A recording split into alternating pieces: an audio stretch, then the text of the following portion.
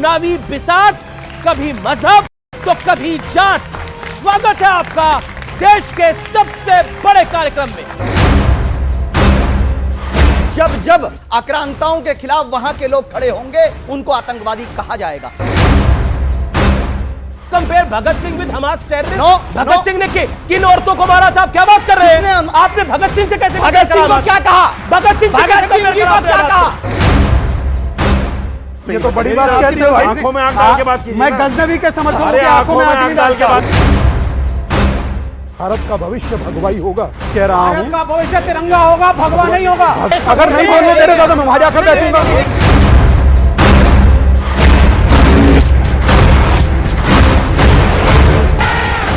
नमस्कार व्यूअर्स, मैं हूं अमीश देवगन और आप देख रहे हैं देश का सबसे लोकप्रिय कार्यक्रम प्राइम टाइम का नंबर 1 शो आर पार, डिवाइड एंड रूल।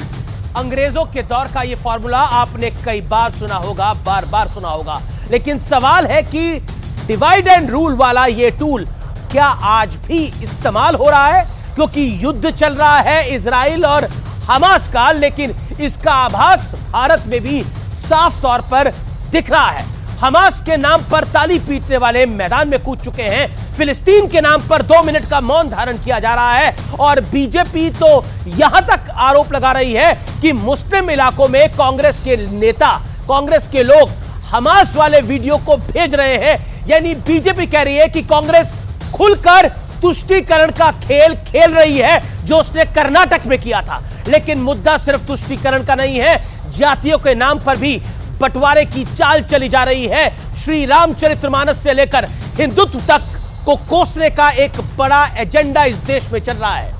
दलितों को हिंदुओं से अलग दिखाने की कोशिश खूब हो रही है बीते 1 साल के अंदर। लेकिन बड़ा सवाल यह है कि वोट की खातिर सामाजिक एकता और देश हित को दांव पर लगा दिया जा रहा है।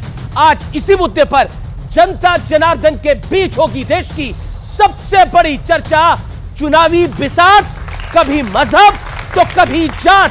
स्वागत है आपका देश के सबसे बड़े कार्यक्रम में।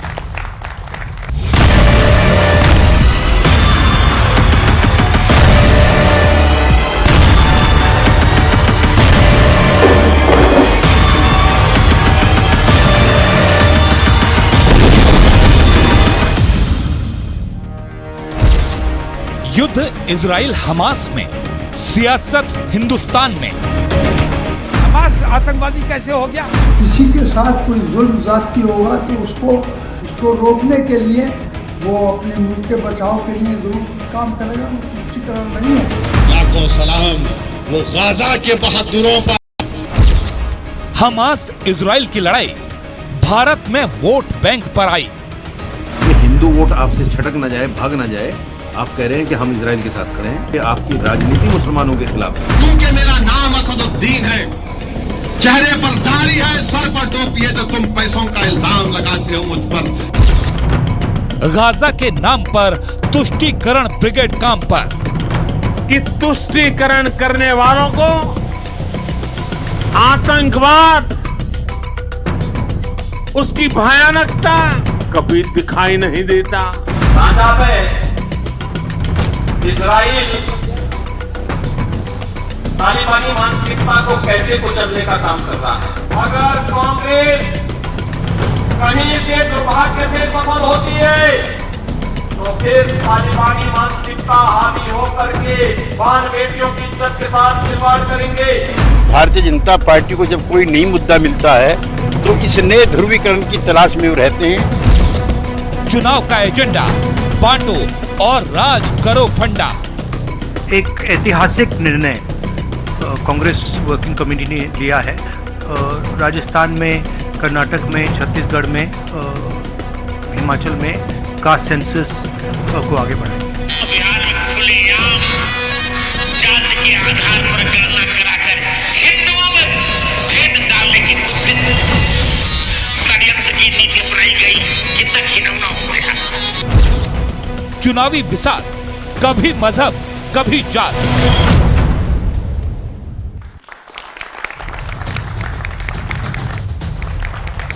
तो जनता जनार्दन के बीच होगी आज इस सबसे बड़े मुद्दे पर चर्चा। सबसे पहले तो जनता गीता जनार्दन, आपका अभिनंदन, आपके लिए जोरदार तालियां।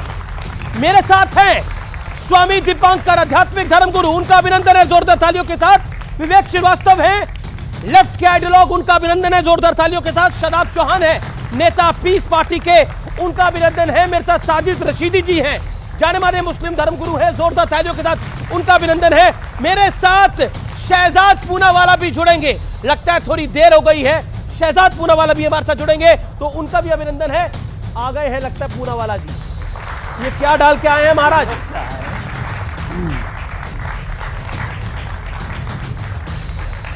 सांस लेने दीजिए मुझे एक मिनट। अब तो मैं स्टूडियो में आ चुका हूं, मैं दिल्ली से आ रहा हूं और दिल्ली गैस चेंबर बन चुकी है। कम से कम इस स्टूडियो में तो इतना प्रदूषण नहीं है, परंतु दिल्ली में 700 AQI है, वहां पर वायु प्रदूषण है महाराज। और यहाँ पर मुझे दिखाई दे रहा है सियासी सांप्रदायिक प्रदूषण के भी कुछ लोग यहाँ पर खड़े हो चुके हैं। चलिए, तो आज आप मास्क लेकर आए हो, चलिए इस चर्चा की शुरुआत करते हैं। तो एक बार फिर शहजाद पूनावाला मेरे हमारे साथ हैं, प्रवक्ता भारतीय जनता पार्टी के स्वामी दीपांकर हैं, विवेक श्रीवास्तव है, शादाब चौहान है और साजिद रशीदी हैं। मैं सवाल शुरुआत करता हूं विवेक श्रीवास्तव आपसे, और 50 सेकंड आपके। मेरा निवेदन है सब अपनी अपनी टर्न पे बोले, जिससे चर्चा व्यापक हो और लाखों करोड़ों दर्शकों तक जाए। क्या आपको लगता है कि सांप्रदायिक ध्रुवीकरण का आरोप आप भारतीय जनता पार्टी पर लगाते हैं, लेकिन एक तरफ तो आप पैलेस्टाइन से लेकर हिंदुस्तान तक एका करवाना चाहते हैं और दूसरी तरफ हिंदुओं का बंटवारा कराना चाहते हैं, और यह आरोप बार बार विपक्षी दलों पर लग रहा है, बताइए। देखिए, पहली चीज ऐसी है कि ये एक जो काल्पनिक कास्ट प्रॉब्लम को कह रही है भारतीय जनता पार्टी, गलत है। जातिवाद इस मुल्क की समस्या आज से नहीं सैकड़ों सालों से रही है, इसको मानना पड़ेगा। कास्ट एट्रोसिटीज हुई हैं, दलितों को दबाया गया है, बैकवर्डों को दबाया गया है, और इसी वजह से रिजर्वेशन होना चाहिए, आरक्षण होना चाहिए, जिसके खिलाफ धीरे धीरे एक मुहिम भारतीय जनता पार्टी शुरू कर रही है कि पहले हम बताएंगे लोगों को कि साहब कास्ट की प्रॉब्लम थी ही नहीं, है ही नहीं, हिंदू तो एक है, कोई समस्या थी ही नहीं, इसलिए धीरे धीरे करके आरक्षण को हटाओ। यह इनकी एक निर्णय है, इनकी एक स्ट्रेटजी है जिसके हम खिलाफ हैं। हमें कास्ट को हटाना है। मैंने जो सवाल पूछा था, आपके 50 सेकंड कंप्लीट हो गए, लेकिन उस सवाल का उत्तर नहीं आया कि एक तरफ तो आप एका करना चाहते हैं और दूसरी तरफ आप बंटवारा करना चाहते हैं, यानी 80 में बंटवारा, 20 तो है हमारा। बिल्कुल नहीं, 80 में कोई बंटवारा नहीं। 80 तभी साथ होंगे जब जो दलित है वो भी उठ करके जनरल कैटेगरी के बराबर आ जाएगा जी, तो वेलफेयर करें हम उनका। शहजाद पूनावाला वो कह रहे हैं कि हम वेलफेयर करना चाहते हैं और आप जो है वो सांप्रदायिकरण करना चाहते हैं। इनका काम वेलफेयर है, आपका काम कम्युनल एजेंडा चलाना है। देखिए, अंग्रेजों ने डिवाइड एंड रूल किया था, मतलब कि बांटो और राज करो, और ये जो नए अंग्रेज है जो उनकी विरासत लेकर घूम रहे हैं, वो हिंदुओं को बांटो और मुस्लिम वोट बैंक को एक करो और साथ दो। इनसे पूछे सांप्रदायिक एजेंडे की बात करते हैं। मैं 3 या 4 उदाहरण देना चाहता हूं और विवेक श्रीवास्तव जी एक एक करके बताए। विवेक श्रीवास्तव जी, यहां पर बैठे हुए एक व्यक्ति है साजिद रशीदी, उनका बयान सुनाना चाहता हूं। इस तरह के बहुत सारे उदाहरण हैं।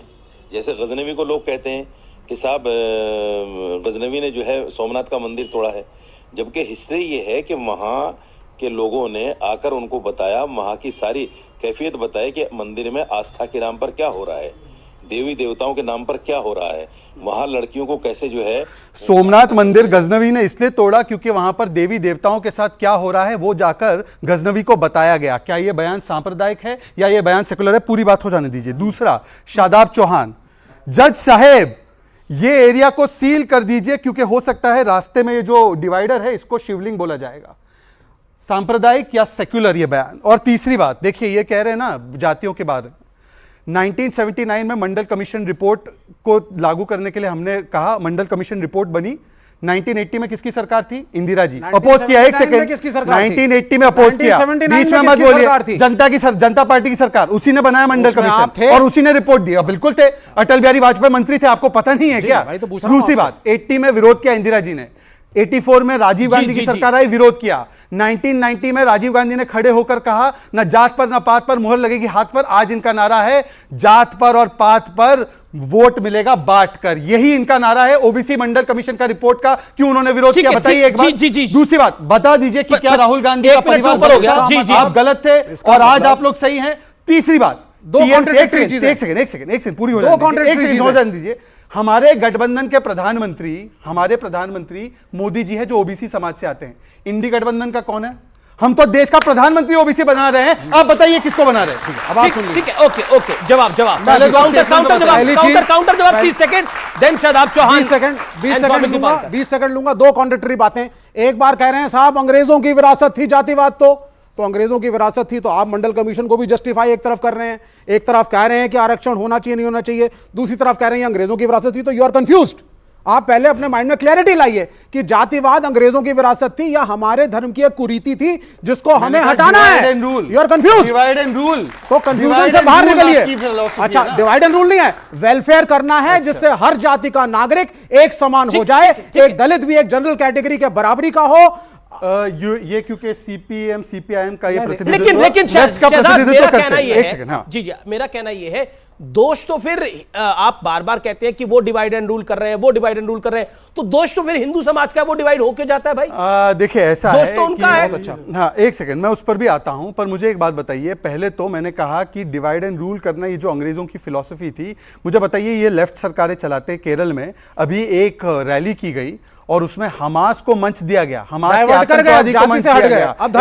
एक सेकंड, ये धर्म कैसे जाति से जुड़ा हुआ है? अब ये हमास धर्म से जुड़ा हुआ है। अब हिंदू मुसलमान धर्म से जुड़ा हुआ है। हमास कौन से धर्म से? आप हिंदू मुसलमान करेंगे। एक सेकंड, इन्होंने हमास की बात करी, मैंने मुसलमान बोला ही नहीं। एक सेकंड, मेरी बात हो जाने दीजिए। अभी मुस्लिम तुष्टीकरण शब्द बात हो जाने दीजिए, पहले बात हो जाने दीजिए। अभी मैं दोनों बातों शब्द आने जा रहा है। अरे भाई क्या तरीका है डिबेट का? बोलिए सर। हमास के विषय में हमास को प्लेटफॉर्म दिया गया, उस पर क्या एफआईआर आपकी सरकार ने की है, या आपको लगता है कि हमास के आतंकवादियों को मंच देना सही है? और दूसरी बात, जी जी, अभी इसी का जवाब ले लेते हैं। नहीं, इसी का जवाब ले लेते हैं। एफआईआर करी, जनता को बताइए, एफआईआर करी हाँ या ना? हाँ या ना, एफआईआर करी कि नहीं करी? देखिए मेरी बात सुनिए। पहली चीज सब बच्चों आपको मानना पड़ेगा, ये डाइवर्ट हुए कि नहीं हुए जाति के? डाइवर्ट हुआ, मैं तो पूरा जाति का डिस्कशन था, हमास पे लाए। जब नहीं उत्तर दे पाए तो हम आप उत्तर दीजिए ना। अब जब हमास पे नहीं उत्तर दे पाएंगे तो जाएंगे हिंदू मुसलमान पे, फिर जाएंगे ज्ञानवापी पे, फिर जाएंगे अयोध्या पे। जी, आपसे एक सवाल पूछा गया सर, देखिए बाकी मेहमान भी है, मैं आप ही के पास ज्यादा आ रहा हूं, आपसे मैं पूछ रहा हूं। एक्स चीफ ऑफ हमास ने एक रैली करी, एफआईआर केरल में आपकी सरकार ने करी या नहीं? देखिए वो एक, अब आप डाइवर्ट मत करिए, आंसर देना चाहिए कि नहीं देना चाहिए? हाथ खड़ा करिए जवाब जिनको मिलना चाहिए, हाथ खड़ा करिए जिनको लगता है कि जवाब मिलना चाहिए इस बात का। लगभग 100% हाथ खड़े। जवाब एफआईआर करी या नहीं करी? वो एक रिकॉर्डिंग थी, उसको स्टडी किया गया, जमाते इस्लामी से भी क्वेश्चनिंग हो चुकी है। अगर उसमें से कुछ गलत निष्कर्ष आएंगे तो एक्शन होगा। उसमें एक सेकंड, उस व्यक्ति ने और बोले हिंदुत्ववादी ताकतों को हराना है, और आप उन्होंने बुलडोजर हिंदुत्व शब्द का प्रयोग किया था। बुलडोजर हिंदुत्व हुआ था। क्यों बोलेगा हमास का? हमास का हिंदू धर्म का अंग नहीं है। बुलडोजर सुप्रीम कोर्ट ने कहा है हिंदुत्व एक जीवन शैली है, तो बुलडोजर हिंदुत्व क्या है? और वो पोस्टर लगना ही गलत था, उसके ऊपर कार्रवाई की नहीं की। दूसरी बात, माइनॉरिटीज को दबाने के लिए एक शब्द है बुलडोजर हिंदुत्व। शदाब चौहान एक लास्ट वक्त 15 सेकंड शदाब चौहान एंड दीपांकर। हमारी पार्टी ने बंगारू लक्ष्मण दलित को राष्ट्रीय अध्यक्ष भी बनाया है, और प्रधानमंत्री मोदी जी है जो प्रधानमंत्री है ओबीसी समाज से। एक सेकंड, बंगारू आप अपनी पार्टी घूमा तो आप कह रहे मोटे मोटे नोटों की गसीवी थी भाई, तरीका नहीं है डिबेट का। विवेक जी तरीका नहीं है, विवेक जी तरीका नहीं है कि वो दलित है। भाई विवेक जी तरीका नहीं है डिबेट का, उनकी मोटे मोटे विवेक जी तरीका नहीं है का नाम क्यों ले आए? मुझे लगता है कि मैं अपनी बात कर रहा हूं, मैं पूछ रहा हूं सीपीएम बता दे कि इनका कौन सा पॉलिट ब्यूरो का सेक्रेटरी जनरल कभी भी दलित रहा है, या मुझे एक नाम बता दे जो ओबीसी प्रधानमंत्री में इन्होंने सहायता दी। मैं 5 सेकंड नहीं आप बोले थे ना, ये जुगलबंदी नहीं चलेगी भाई। अब मेरे को शदाब चौहान के पास जाना पड़ेगा। ना शदाब चौहान के पास जाना पड़ेगा। जनरल सेक्रेटरी है पार्टी, बताइए। शदाब चौहान शफीकुर रहमान बर्क कहते हैं कि नफरत फैलाई जा रही है, तुष्टीकरण किया जा रहा है, ये इजराइल की तरफ से हो रहा है। और रशीदी साहब का बयान तो सुन ही लिया है आपने, उन्होंने क्या बोला जो हमने चलाया। मैं आपसे जानना चाहता हूं, एक तरफ तो तुष्टीकरण की बात हो रही है और दूसरी तरफ बंटवारे की बात हो रही है, क्या आपको लगता है दोनों रणनीतियां सूट करती हैं आपके विचार को? पहले तो हम लोग हर तरह के वायलेंस को, वार को कंडम करते हैं, किसी को भी किसी पे भी जुल्म करने का अधिकार नहीं होना चाहिए।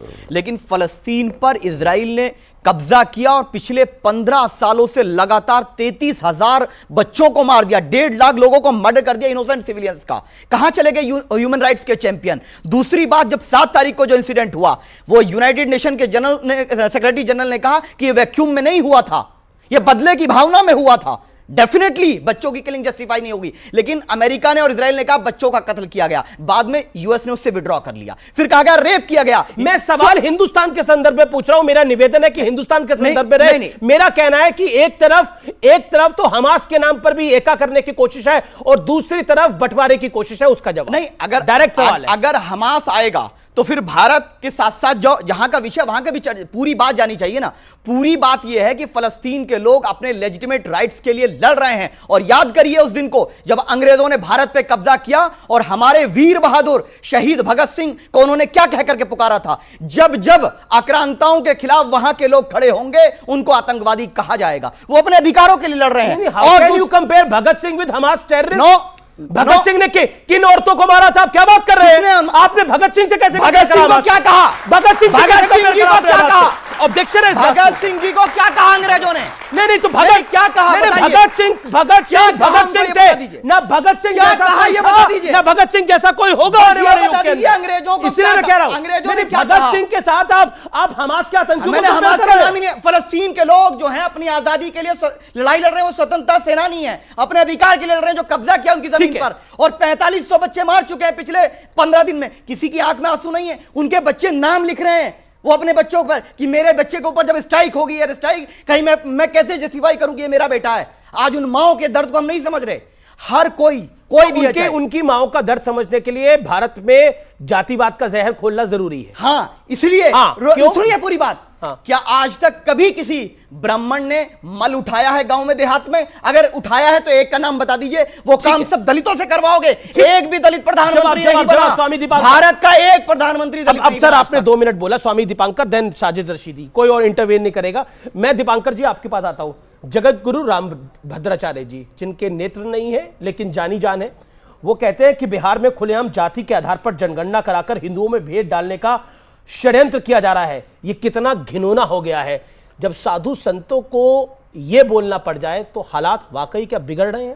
अच्छा अमीश भाई, दिल पर हाथ रखकर बताइए, आपको नहीं मालूम पिछले 350 दिनों से सड़क पर उतरकर सबको एक ही बात कह रहा हूं कि कम से कम अब जातियों में मत बटिए। और ये मैं नहीं कह रहा हूं, 1951 में संसद के औपचारिक भाषण के बाद सरदार पटेल ने, पंडित जवाहरलाल नेहरू ने, मौलाना अबुल कलाम आजाद ने और डॉक्टर BR अंबेडकर ने कहा था कि इस देश को जातिवाद में बंटने की और जातिगत जनगणना की जरूरत नहीं है।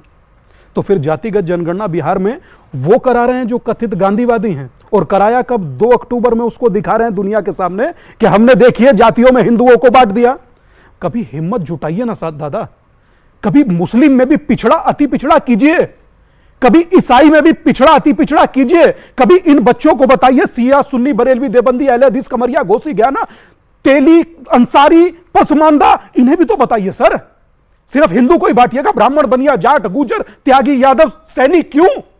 आप बटे हुए हो। Let me complete. आप बटे हुए। Let me complete. ब्राह्मणवादी व्यवस्था ने लेट मी कंप्लीट। पॉइंट तो सही है, आप उनकी बात से डिसएग्री करें तो बटे हुए तो हो दादा। मैं सब हिंदू तो जाति में बटा हुआ है। हाथ कंगन को आरसी क्या, पढ़े लिखे को फारसी क्या? हिंदू जातियों में बटा हुआ था, अब हिंदू एक होने की दिशा में चल रहा है। और ये मैं नहीं कह रहा हूं, ये अमीश बाबू, ये मैं नहीं कह रहा हूं, ये मेरे साथ जुड़े 47 लाख लोग कह रहे हैं। और मुझे गर्व है कि मैं 47 लाख लोगों को एक विचार के साथ खड़ा कर पाया। और छोड़ दीजिए, मैं नहीं जानता कौन बच्चा कहां से आया है। हिंदू होने में विश्वास रखते हो या जातियों में बंटने में? मैं भारतीय होने में विश्वास रखो। ये कोई बात ही नहीं, भारतीय सब है, ये काहे की बात आ गई? भारतीय अपने को मानो। सबसे बड़ी अगर जो कोई वर्तमान सर्जिकल स्ट्राइक है तो वो उस सियासत पर है जो हिंदुओं को जातियों में बांट रही है। बताइए, 1931 में British census commissioner Herbert Risley थे, उसने कहा जिसकी ठोडी ऐसी वो उच्च जाति, जिसका माथा ऐसा वो उच्च जाति, जिसकी आंखें ऐसी वो डाइवर्ट कर रहे हैं। सुनिए, देख दादा, आपने बोला, मैं नहीं बोला, वो आपके बीच में नहीं बोले, बिल्कुल सुनिए, ऐसा बोलना नहीं चलेगा। जब ब्रिटिश सेंसस कमिश्नर बांट रहा था, मैंने कब कहा कि तेली ऊंचाया माली लोहार ऊंचाया सुनार? हिंदू हिंदू था, इसलिए कह रहा हूं जात पात की करो विदाई, हिंदू हिंदू, इससे बढ़कर कोई रास्ता नहीं है। और याद रखिए, एक लास्ट बात कह दूं, जी 10 सेकंड, एक लास्ट बात याद रखिए कि मां भारती के शरीर के बिंदु बांटे जाएंगे, जातियों में गिनकर अब हिंदू बांटे जाएंगे। अगर आप बटे तो भारत का भविष्य क्या अभी होगा? भारत के लिए भी आपको बात कर कहने की लीजिए। बहुत जरूरत नहीं है। अभी धर्म और विशेष अगर है, भारत के लिए भी बात कर लीजिए। और अगर भारत आप के लिए नहीं बात नहीं बटे होगी। तो तो आपको क्या लगता है कि ये भारत अगर की बात नहीं कर रहे। अगर हिंदू बटेगा तो भारत सुरक्षित रहेगा? नहीं, एक सेकंड, उनसे सवाल है मेरा। अगर हिंदू बटेगा जैसे स्वामी जी ने कह रहे हैं, तो क्या भारत सुरक्षित रहेगा? सवाल है ये, जवाब। देखिए, बात हिंदू की नहीं है, बात हिंदुस्तानियों की है। पसमानदा मुसलमान का नारा किसने दिया? हमारे देश के प्रधानमंत्री ने। क्या ये तुष्टीकरण की राजनीति नहीं है? जब इजराइल के साथ खड़े होकर बाद में फॉरेन मिनिस्ट्री ने आकर सामने कहा जी हम तो फ़लस्तीन के साथ हैं, और फिर महमूद अब्बास से बात की जाती है, और यहाँ इलेक्शन रैलियों में सब जगह ये कहा जाता है कि हम इजराइल के साथ हैं और हमास आतंकवादी है, और आप वहाँ ऐड भी दे रहे हैं इंसानियत के नाम पे। करनी कुछ है, कतनी कुछ है। आप देखिए, ये तुष्टीकरण नहीं है तो और क्या है? इसी का नाम तुष्टीकरण है। मैं एक वीडियो अब दिखाता हूं, और वो वीडियो है जमील खान का, जो कि मंत्री हैं कर्नाटक के, और मुझे लगता है वो वीडियो आप सबको देखना चाहिए। आप सबको देखना चाहिए। वो वीडियो मैं दिखा रहा हूं, उस वीडियो में जो कुछ हो रहा है। भाई कर्नाटका के अंदर एकजुट होकर मुसलमान कैसे वोट करा? हम लोग लगातार 6-8 महीने से इंडोर मीटिंग करते थे, कभी हम लोग दिखा रहे नहीं हम लोग क्या करते करके। ये हर उलमा इकराम को लेके, हर मस्जिद के मौजून के इमाम सारे को कॉन्फ्रेंस में लेके कर्नाटका के अंदर वो जमात के साथियों को लेके काम किया पहली बार हम लोग।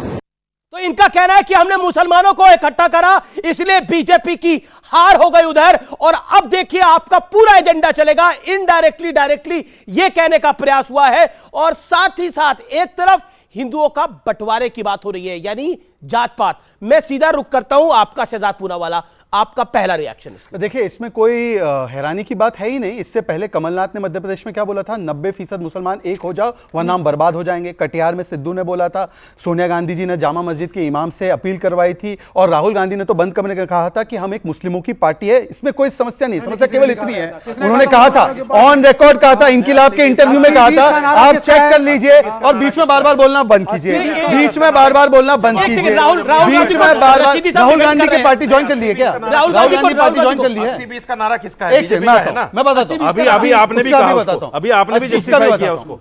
भाई 80-20 का नारा की जो बात कर रहे हैं, तो समाजवादी पार्टी को 20% वोट मिला था, बाकी 80 हमने अपने तरफ मांगे, और 20% वोट समाजवादी पार्टी को बोला कि और दूसरी बात, अब मुझे लगता है कि एक करके मैं आपको बताता हूं कि ये चल क्या रहा है। ये चल रहा है पॉलिटिक्स ऑफ कैप। कैप का पता है मतलब क्या है? Competitive appeasement and polarisation politics, मतलब और कुछ ना समझे, कैप पॉलिटिक्स चल रही है। मैं इनसे केवल 1-2 सवाल पूछना चाहता हूं। मैं केवल 1-2 चीज बता देता हूं। भाई विवेक जी, आप विवेक जी, ये तरीका नहीं है। ये मुगलों का रूल आने जा रहा है, मुसलमानों की जनसंख्या बढ़ने जा रही है, मुसलमान सत्ता में आ जाएंगे, हिंदुओं का क्या होने जा रहा है? क्या तरीका है भाई? हिंदुओं इकट्ठा हो। अच्छा ठीक है, अब जवाब सुन लेते हैं। कह रहे हैं कि आप हिंदुओं को डरा रहे हैं, देखिए मुसलमानों की जनसंख्या ज्यादा हो जाएगी, मुसलमानों का राज आ जाएगा।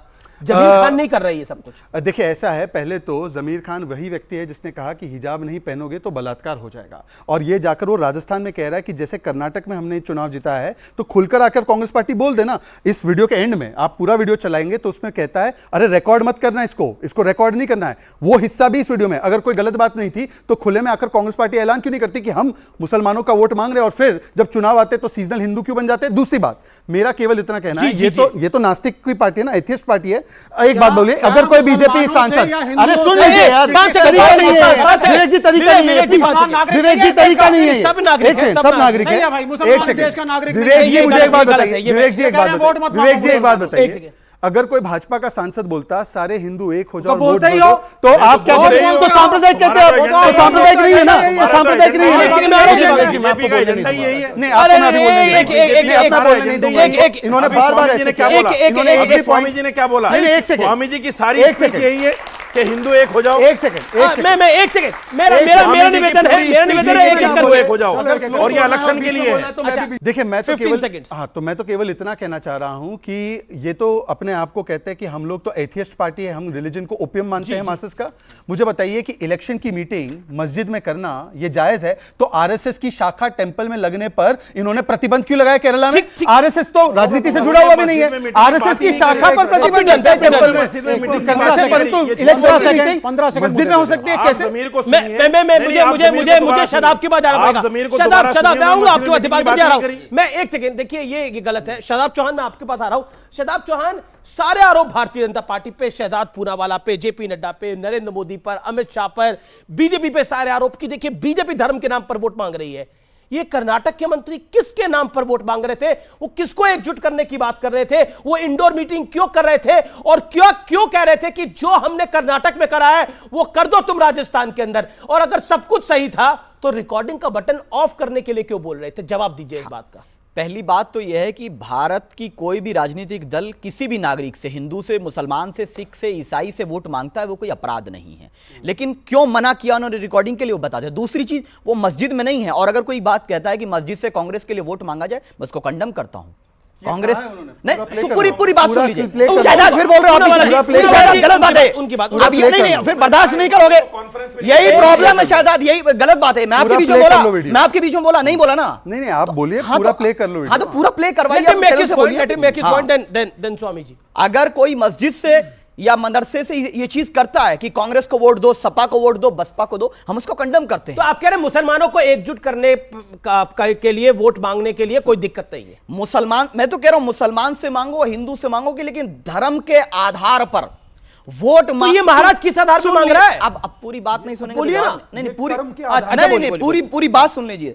धर्म के आधार पर वोट मांगने को इलेक्शन कमीशन ऑफ इंडिया ने मना किया है, लेकिन अब बीजेपी क्या बोल रही है? बोले हम करते हैं तो ये है, कांग्रेस कर रही है। यानी कि दोनों में कोई फर्क नहीं है। ये हिंदू के नाम पर वोट मांगना चाहते हैं, वो मुसलमान के नाम पर मांगना चाहते हैं, लेकिन ना उन्होंने मुसलमानों के लिए कुछ किया कांग्रेस ने, ना इन्होंने हिंदुओं के लिए किया।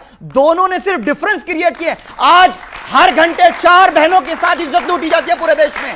आज अपराध होता है, रोजगार, प्रगति, किसान के हर मुद्दे पर सरकारें फेल रही। ये कहेंगे हमारी सरकार में कम बलात्कार होते हैं, कांग्रेस में जाते होते हैं। भैया होते तो हैं। ये पॉइंट आपने इंपॉर्टेंट उठाया। मैं स्वामी दीपांकर आपका एक सेकंड, स्वामी दीपांकर क्या है वो? शिवलिंग का अपमान करना हिंदुओं के लिए क्या कर रहे थे बता दीजिए। शिवलिंग नहीं है, जज साहब के लिए। अच्छा, शिवलिंग पूरा पढ़िए आप। कोई ये शिवलिंग ना समझ ले। नहीं है, शिवलिंग नहीं है। अच्छा, हम 12 ज्योतिर्लिंग सबका सम्मान करते हैं। ये सम्मान है, हम सम्मान करते हैं। आप जज साहब can seal this area when someone claim it as Shivling. Definitely ये हिंदुओं का सम्मान है, हिंदुओं का सम्मान है। जब ये तालिबान को स्वतंत्रता सेनानी बोलते हैं, सुनिए, ये हिंदुओं का सम्मान है। स्वामी दीपांकर, भारत सरकार हमास को क्या बोलती है, पूछिए। 10 सेकंड दीजिए। तालिबान आतंकवादी यूनाइटेड नेशंस में बोला, नहीं बोलती।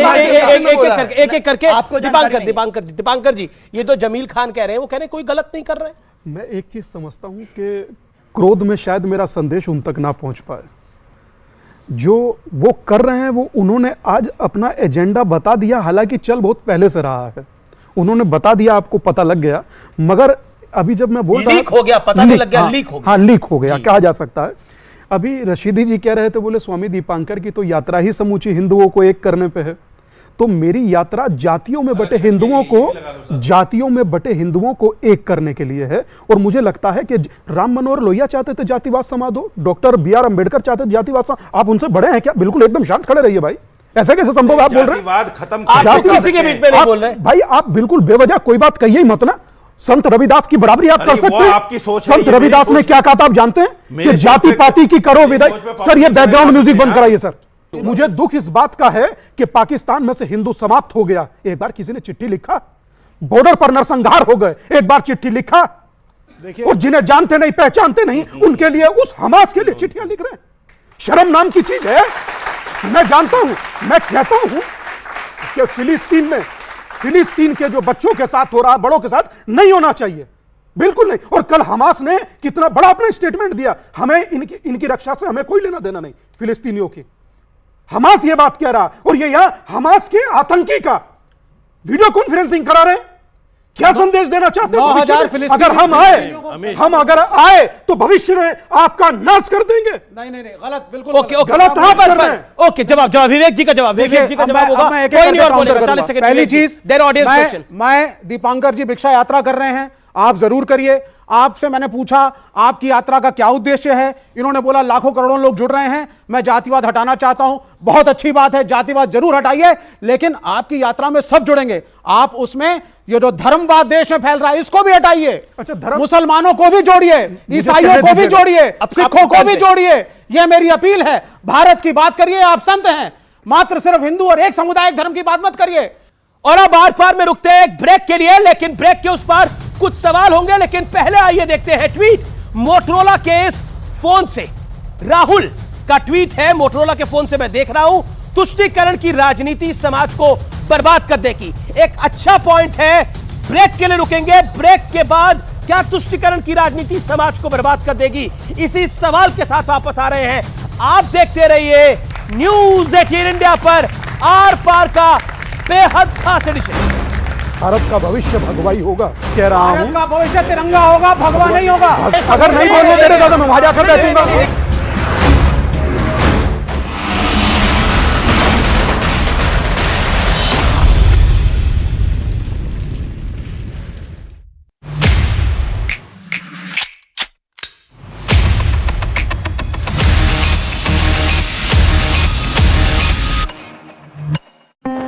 इजराइल की सांसें थम सकती हैं। यही नहीं, नसरल्ला के भाषण का लेबनान के लोग भी सांस रोके इंतजार कर रहे हैं, क्योंकि इससे तय हो जाएगा कि इजराइल और हिजबुल्लाह की जंग शुरू होगी या नहीं, और अगर शुरू होगी तो उसका वक्त क्या होगा।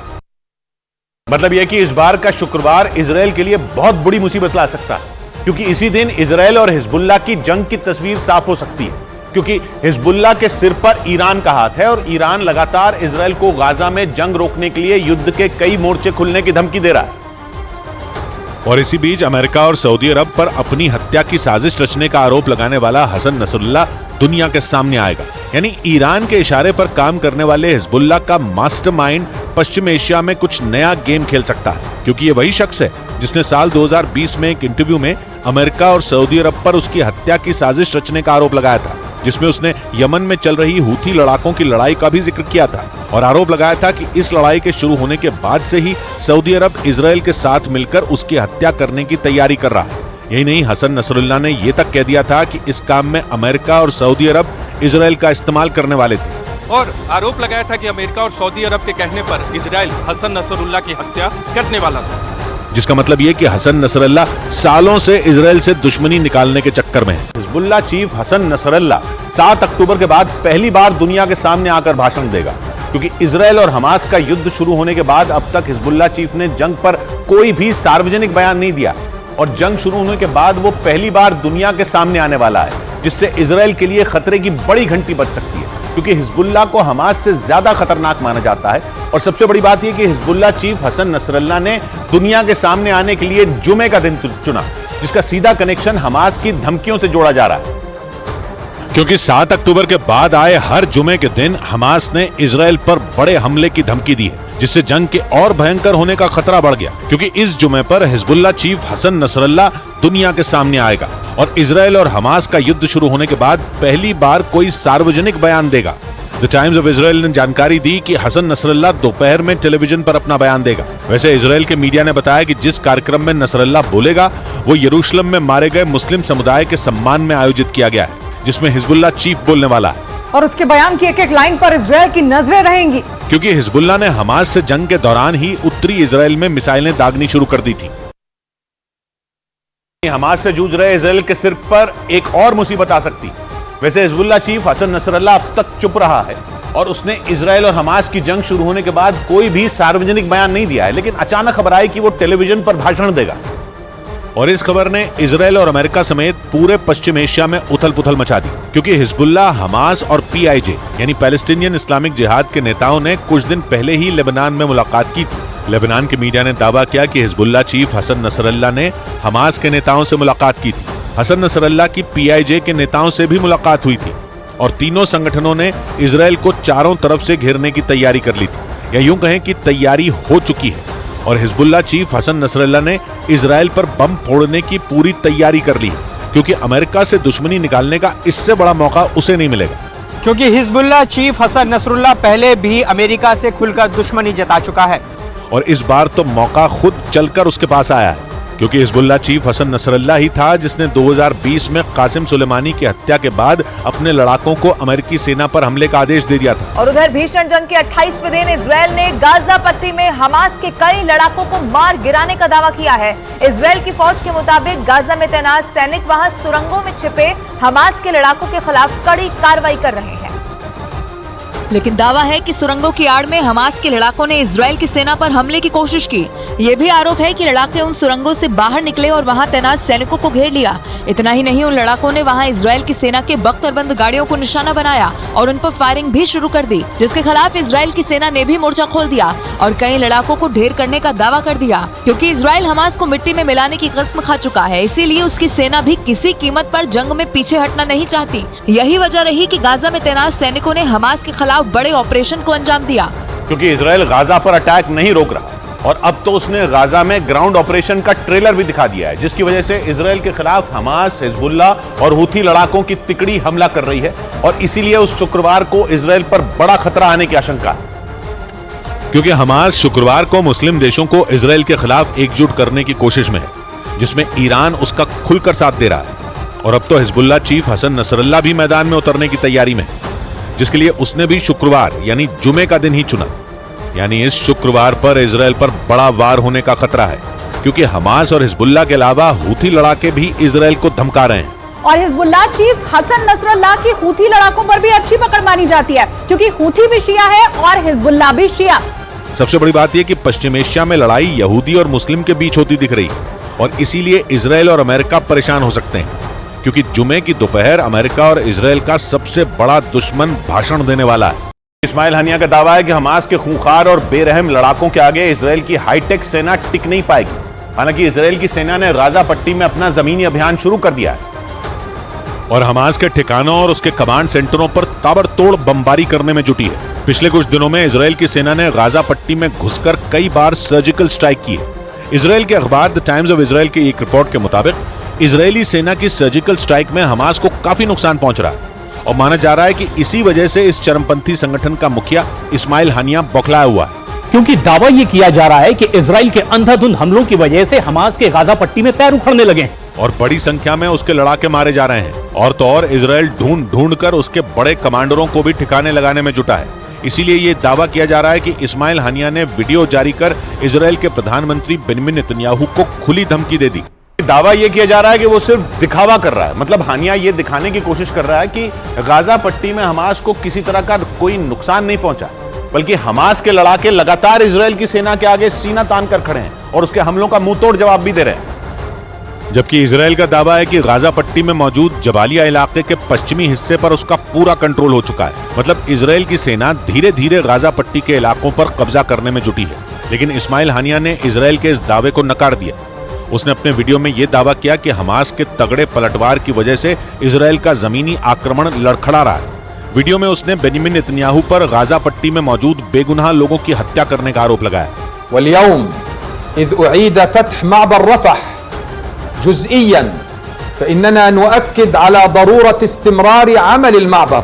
हानिया ने यह भी आरोप लगाया कि इजराइल का मकसद गाजा पट्टी से सिर्फ हमास को मिटाना नहीं है, बल्कि उसका असली मकसद इस पूरे इलाके पर फिर से कब्जा करने का है। और उसका आरोप है कि इसी वजह से इजराइल हमास का नामो निशान मिटाने की आड़ में पूरी गाजा पट्टी को मिट्टी में मिटाने पर तुला है। इस्माइल हानिया का यह वीडियो पश्चिम एशिया के देश कतर के न्यूज चैनल अल जजीरा की तरफ से जारी किया गया और इसीलिए यह दावा किया जा रहा है कि इस्माइल हानिया कतर में छिपा है और वो वहीं से हमास और इजराइल के खिलाफ चल रही जंग पर नजर बनाए हुए है। इजराइल के अखबार द टाइम्स ऑफ इजराइल की एक रिपोर्ट के मुताबिक हमास पर पूरी तरह इस्माइल हानिया का कंट्रोल है और वो कतर की राजधानी दोहा में पिछले कई साल से अपने परिवार के साथ छुपा हुआ है। और आरोप है कि 7 अक्टूबर को इजराइल पर हमले की पूरी प्लानिंग इस्माइल हानिया ने इस चरमपंथी संगठन के दूसरे सबसे बड़े नेता यहिया सिनवार के साथ मिलकर की थी और इन दोनों के ही इशारे पर इजराइल में घुसकर हमास के लड़ाकों ने वहां मौत का तांडव किया था।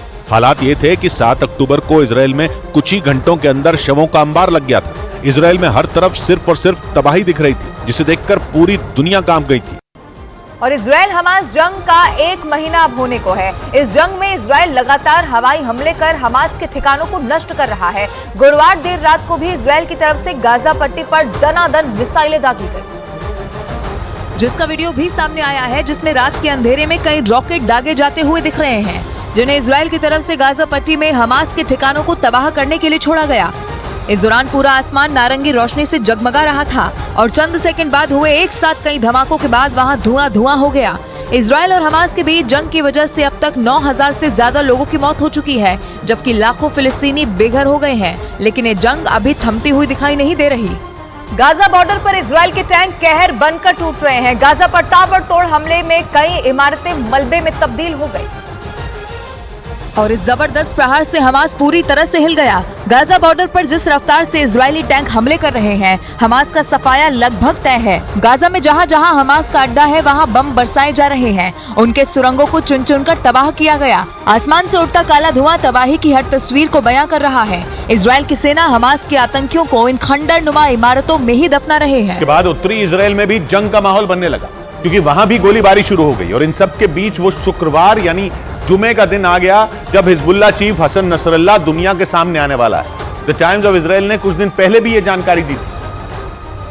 और ऐसे समय में हसन नसरल्लाह के भाषण के बारे में बताया था जब 7 अक्टूबर के बाद इजराइल ने लेबनान पर अब तक का सबसे बड़ा हमला किया था और दक्षिणी लेबनान में घुसकर हिजबुल्लाह के कई लड़ाकों को मारा था, जिसके बाद लगा कि इजराइल की दूसरे मोर्चे पर भी जंग शुरू होने वाली है। और द टाइम्स ऑफ इजराइल ने उसी दिन हिजबुल्लाह चीफ हसन नसरल्लाह के भाषण से जुड़ी जानकारी दे दी थी और बता दिया था कि शुक्रवार यानी जुमे के दिन हिजबुल्लाह चीफ कुछ बड़ा और खतरनाक ऐलान कर सकता है, जिससे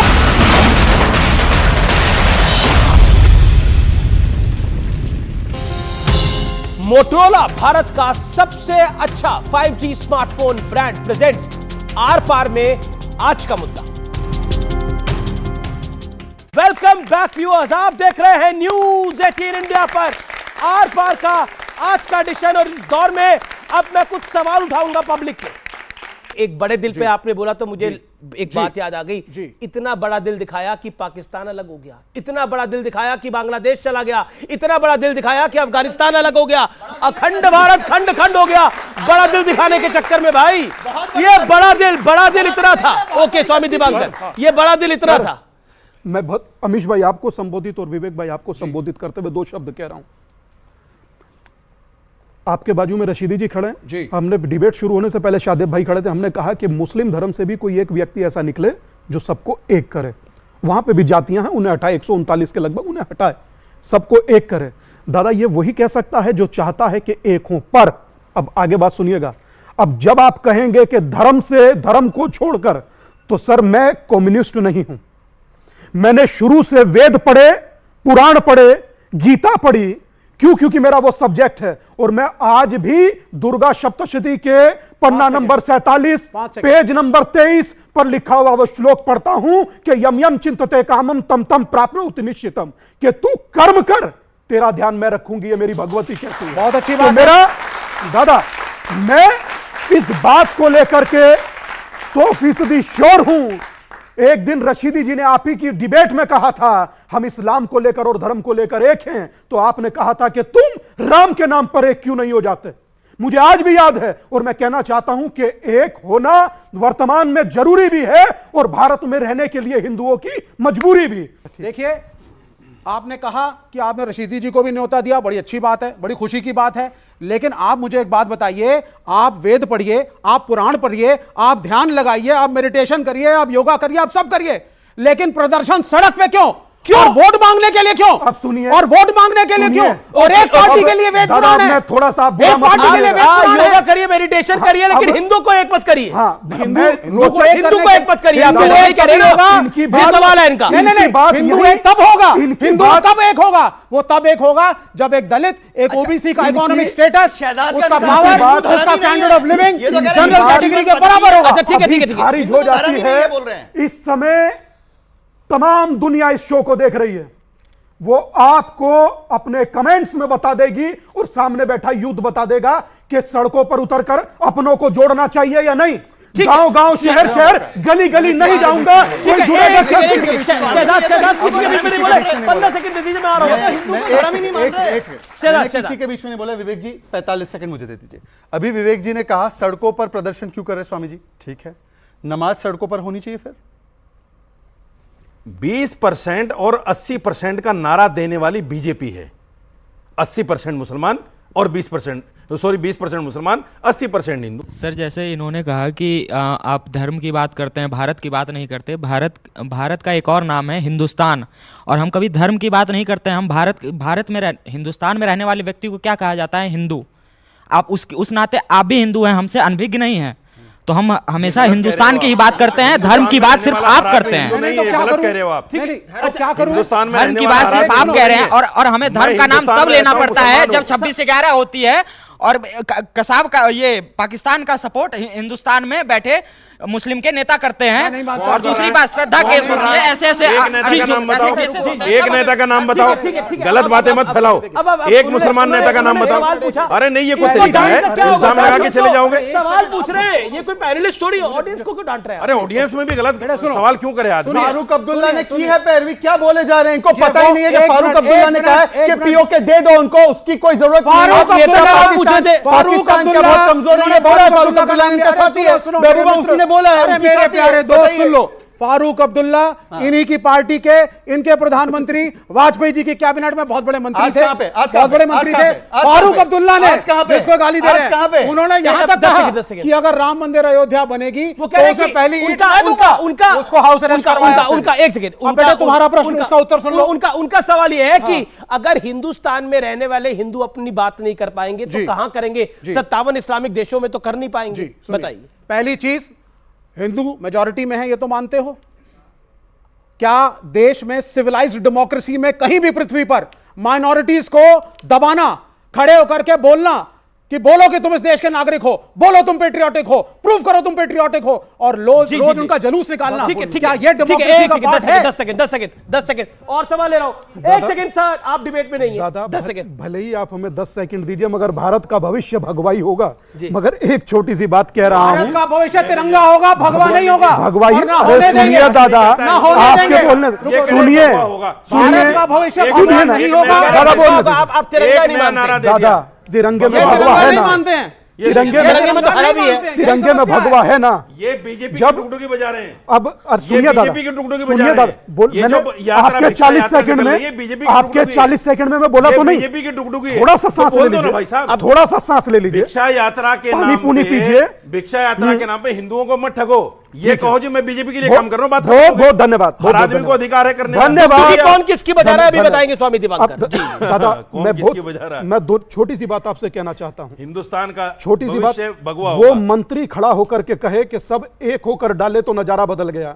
मैंने भगवा का जिक्र तक किया। सोचिए, देखिए कूदने का आलम, ये छत वत तोड़कर बाहर निकल जाते। अगर कॉन्स्टिट्यूशन के खिलाफ बोलोगे, मत करिए, अगर कॉन्स्टिट्यूशन दादा के मत खिलाफ करिए। जाएंगे, अरे इन्हें कहां पढ़ा रहे हो कॉन्स्टिट्यूशन? सुनिए, इन्हें पता है कॉन्स्टिट्यूशन किसे कहते हैं? अमीश भाई बोलने नहीं दे रहे यार, ये कैसे चलेगा?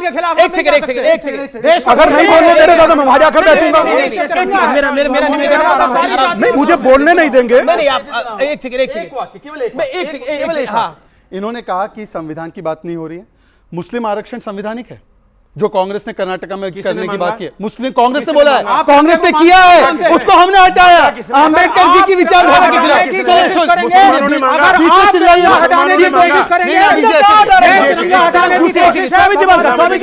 यही बैठते हैं तुम्हारे बीच में ही, क्योंकि वहां पे बोलने देना नहीं जाते भाई। नहीं, इनको चलाने दीजिए अपना एजेंडा, हम इधर ही बैठ जाते हैं। आप ये चिल्लाते रहो। और इनसे पूछो संवैधानिक है ना आप, तो 3 तलाक का कानून सुप्रीम कोर्ट ने बोला हटाने, आप समर्थन नहीं है?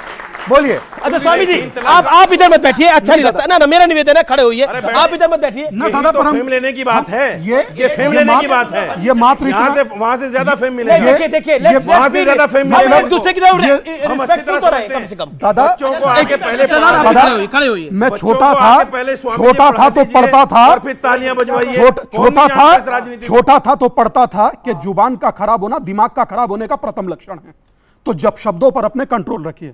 दूसरे को अपने जैसा मत बनाइए। किसी ने आपको बुरा नहीं कहा, आपने आपके काम को बुरा कहा जा रहा है, आपके काम को गलत कहा जा रहा है। मैं आपको बोलने का मौका दे रहा हूं। भगवान नहीं है क्या आपके लिए हम बुरा शब्द इस्तेमाल नहीं कर सकते?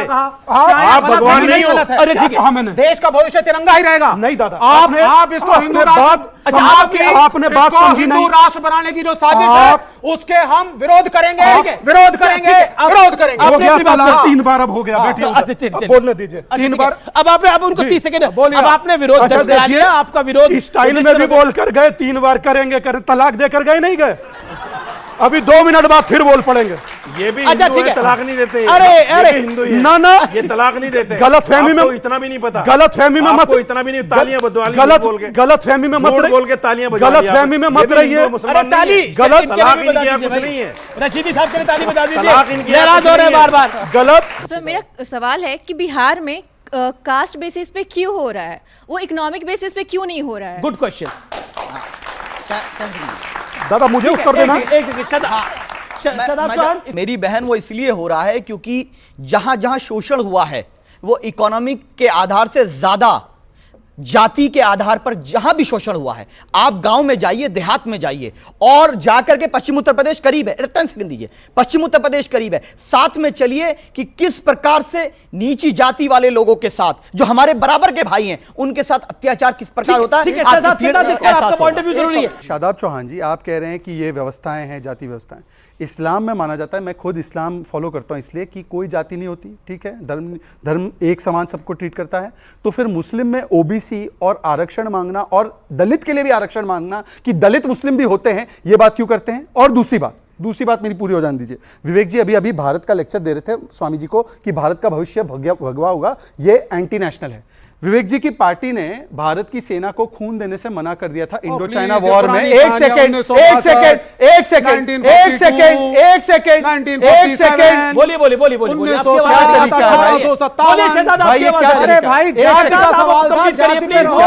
मुझे एड्रेस करिए शहजाद, मुझे एड्रेस करिए मेरा। और ये चीख रहे ना, कान चलिए आप मुझे एड्रेस करिए ना। और दूसरी बात तो ये क्या है, जब भारत की सेना को खून देने के खिलाफ थे। और दूसरी बात, महात्मा गांधी तो राम राज्य की, प्रभु श्री राम की और गौ कशी की बंद हो जाए ये बात करते थे। क्यों? महात्मा गांधी भी सांप्रदायिक है, हमारे संविधान की कॉपियों में प्रभु श्री राम की तस्वीर है, तो क्या सांप्रदायिक है संविधान? संविधान सांप्रदायिक है। सवाल ये है कि स्कूली बच्चे जो होते हैं वो एक एज के बाद सीखते हैं कि किस तरह से अपने आप को भेदभाव किया जाए और समझा जाए कि ये अलग है मुझसे, या अलग है।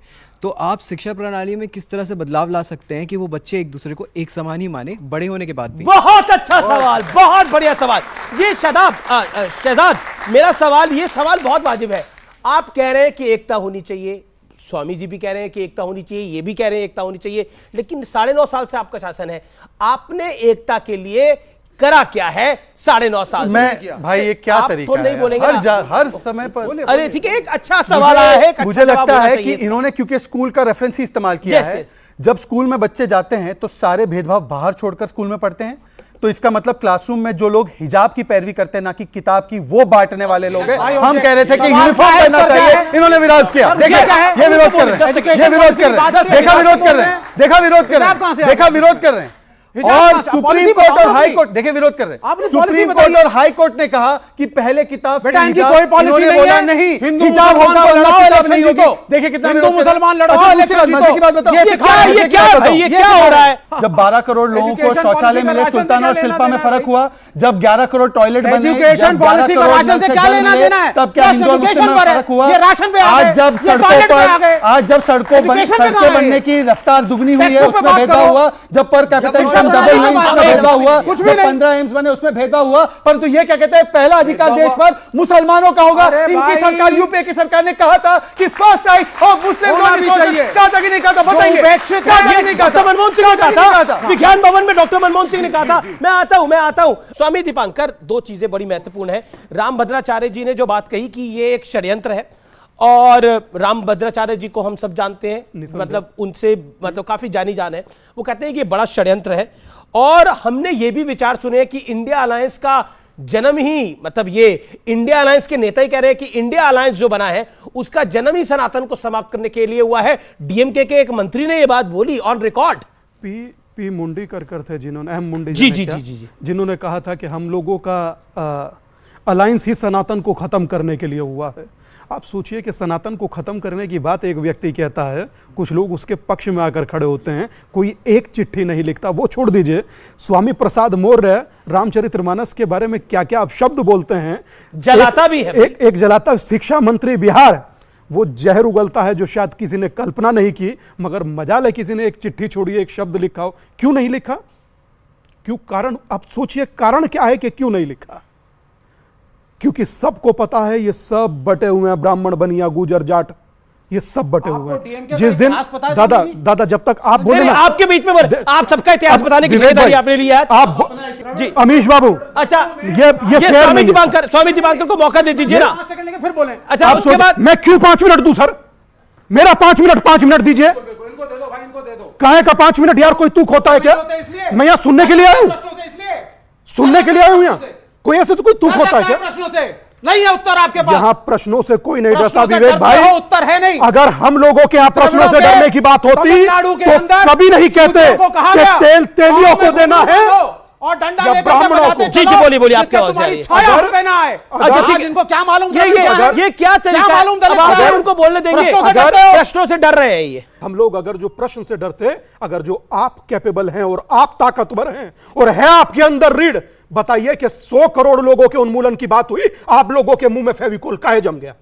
बताइए। क्यों? कौन सा उन्मूलन? पूरा कॉन्स्टिट्यूशन खड़ा उन्मूलन के लिए। हाँ? पूरा देश बढ़ेगा आगे।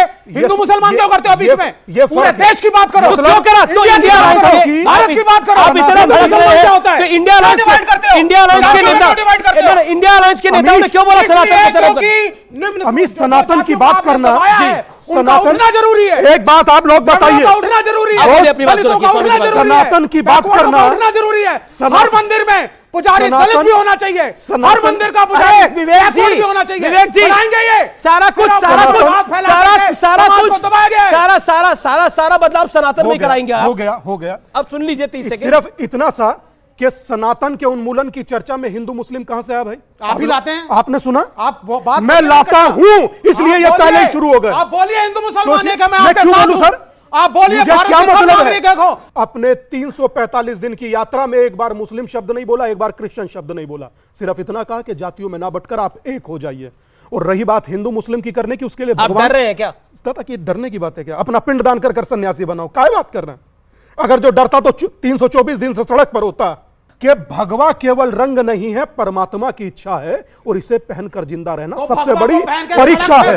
सुनिए, होता है। इन्होंने अभी कहा कि मंदिरों के पुजारी ओबीसी और दलित होने चाहिए, होते भी है, और जो अधिनियम आए थे अभी सेंगोल के लिए वो सारे ब्राह्मण नहीं थे, वो ओबीसी थे। परंतु मेरा एक सवाल है, इमाम महिला हो, फिर इमाम पे आ गए। इमाम महिला हो कि नहीं हो? क्यों नहीं भाई? इमाम महिला हो कि नहीं हो? बताइए ना, पूछ लीजिए। इमाम महिला हो या ना हो, इनसे पूछ लीजिए। पहुंच जाएंगे इमाम महिला हो। कहाँ इमाम महिला नहीं होती? आप तो मुसलमान हैं, आपको पता नहीं है क्या? नहीं, आपको पता नहीं है कि इमाम महिला होती है? उदाहरण दे दीजिए। अरे मेरी तरफ देखो ना, उधर क्यों देख रहे हो? 5 उदाहरण दे दीजिए। मेरी तरफ देखो ना। मैं 5 उदाहरण। क्या इमाम महिला नमाज नहीं पढ़ा सकती? उदाहरण नहीं, महिला नमाज नहीं पढ़ा सकती। अरे भाई 5, अरे इधर देख के बात करो ना, उधर क्यों देख रहे हो? मैं बताऊं, स्वामी जी जवाब नहीं दे रहे, मैं जवाब दे रहा हूं। मैं जवाब दे रहा हूं, इधर देखिए। ये तो बड़ी बात कहती है। आंखों में आंख डाल के बात कीजिए। मैं गजनवी के समर्थकों की आंखों में आंख डाल के बात कीजिए। मैं गजनवी के समर्थकों को इधर तो देखिए भाई साहब, खत्म करता हूं। इधर तो देखिए, बुलडोजर से मैं अरे भाई साहब इधर तो देखिए। आप नाम दीजिए, शर्मिंदा मत होइए, नाम इधर दीजिए। देखिए। इधर देखिए, मान्यवर ऐसा है कि आपकी तरफ देखना मुझे पसंद नहीं है, आपकी तरफ देखना। इसका नाम बता दो। बहुत सारी जगहों 5 मस्जिद का नाम। आप सऊदी चले जाइए, सऊदी में कौन सी मस्जिद बताइए? 5 मस्जिद बताइए। गल्फ कंट्री में सब जगह चले जाइए, अलग से इंतजाम है। तो इंडिया की बात कर रहे थे, इंडिया में बता दो। अच्छा ठीक है, आप जनहित में जारी है, उत्तर मैं दे देता हूं। कम से कम नहीं तो इस कुंभ में 50 से ज्यादा महिला महामंडलेश्वर बनी हैं, 50 से ज्यादा। अब आगे सुनिए जी, अपनी बात। अब आगे सुनिए, जिसमें से 20 जो संत रविदास जी के अनुयायी हैं, मैं उन्हें दलित नहीं कहता क्योंकि अपना भाई समझता हूं, 20 महामंडलेश्वर वो बने हैं। आपने तो 2% जो उनका रिजर्वेशन था वो भी खा गए। आज मैं एक बात कहता हूं, क्योंकि ये बात कही गई कि सवाल, देखिए सनातन धर्म में क्या सवाल नहीं पूछे जा सकते? सनातन धर्म तो वो विराट धर्म है जिसमें बीच युद्ध में अर्जुन ने भगवान श्री कृष्ण से सवाल पूछे तो गीता का ज्ञान मिल गया था। यह बात सत्य है। और जहां तक बात है भगवा की, तो भगत सिंह ने जब इस मुल्क के लिए शहीद हुए तो एक ही गीत अक्सर हम सुनते हैं, मेरा रंग दे बसंती चोला, माए रंग दे बसंती चोला। बसंत रंग कौन सा है यह भी पूछ के देखिएगा। तो भगवा इस देश की आत्मा के साथ जुड़ा हुआ है, इस देश के विचारों के साथ जुड़ा हुआ है। जो देश प्रभु राम का देश है, वासुदेव कृष्ण का देश है, बुद्ध का देश है, उस देश में आप युद्ध की बात करेंगे तो करेंगे कैसे? क्योंकि यहां युद्ध भी होगा तो महाभारत जैसा होगा, क्योंकि जहां धर्म ही अधर्म का नाश करता है। फिलहाल आज के इस एपिसोड में इतना ही, आज के इस एडिशन में इतना ही। आप सबका बहुत बहुत अभिनंदन।